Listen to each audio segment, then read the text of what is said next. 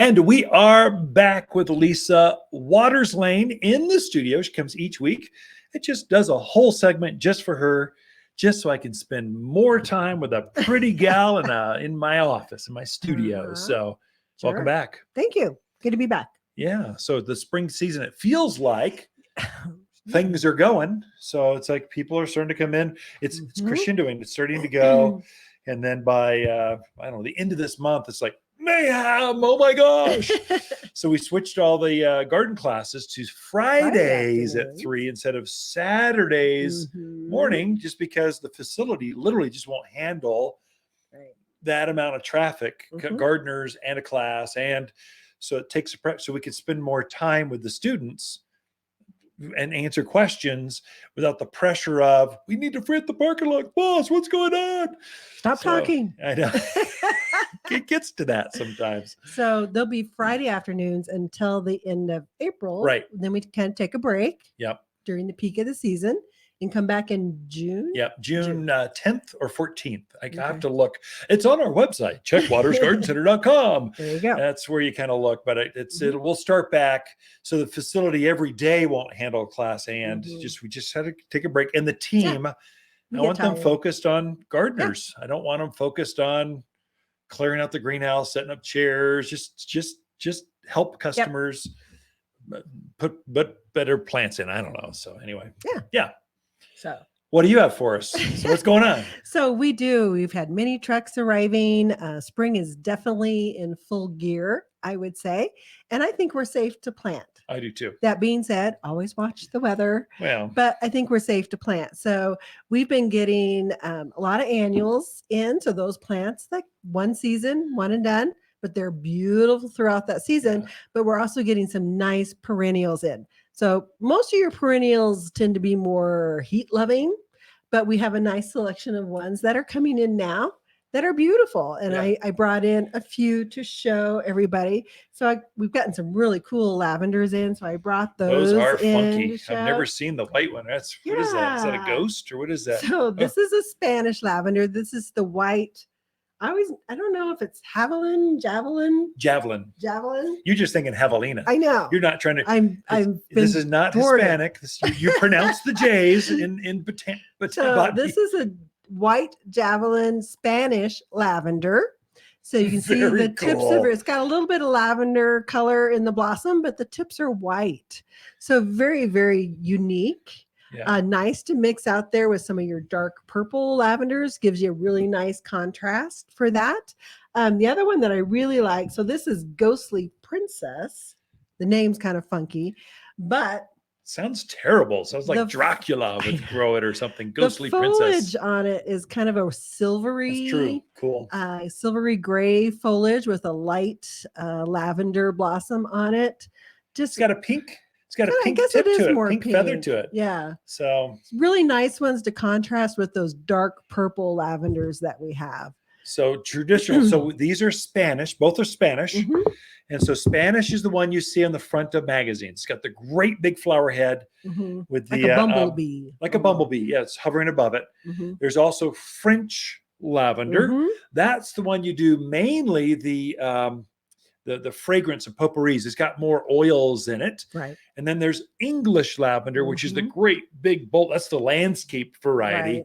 It's got more wispy, thinner. The foliage is beautiful. It's also hardier. Right. It takes the cold and weather. This kind of winter, the English are going to come back in a heartbeat because they're used to cold, damp, dreary landscapes.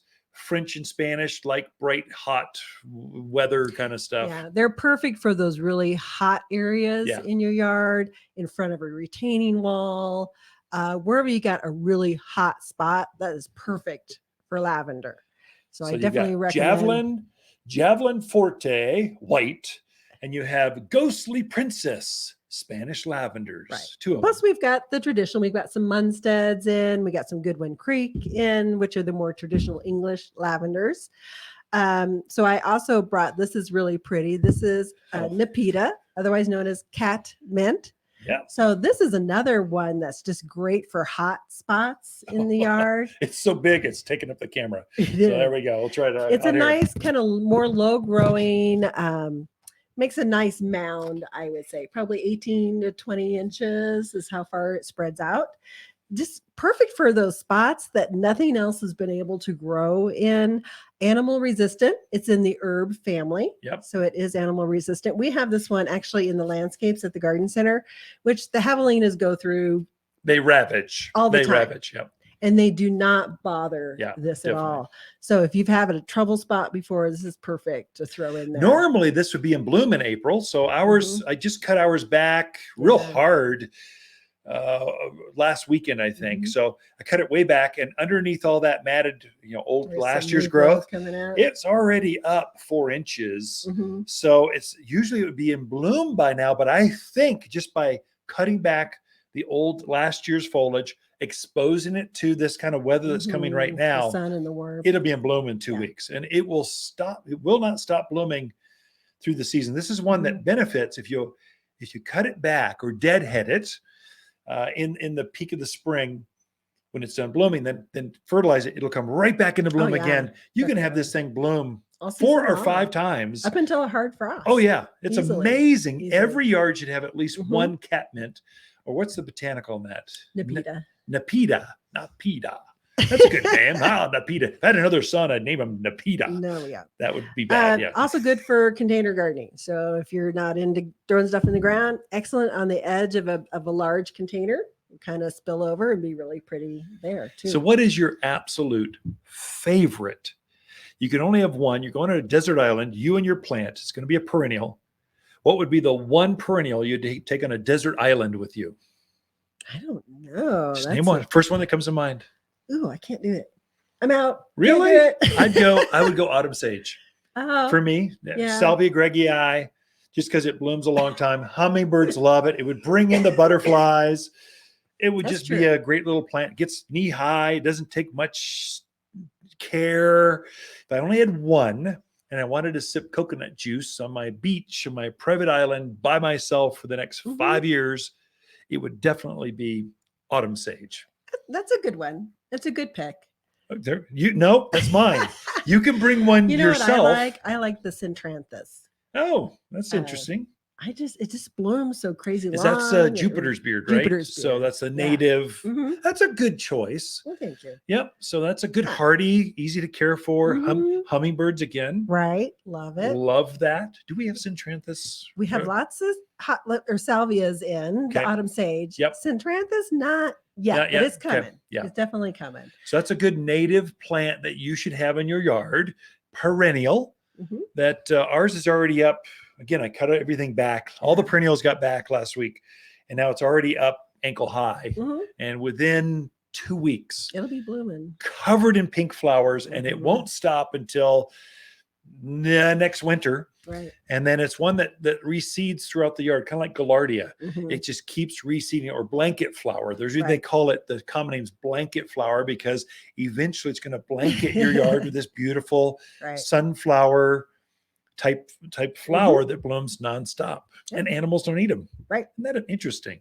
Pack rats are our nemesis in the backyard. I know. Javelina in the front, and neither one bothers either one. The lavenders, catmint, Jupiter's beard is a common name.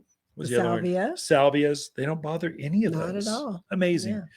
All right, so that's it for this segment. Perennials. You can put perennials in now. Oh, yeah. You can enjoy the fragrance, the color, the beauty now, and not have to worry about covering them or what's going to happen down the road. Ken and Lisa Lane, the Mountain Gardeners, will be right back after this.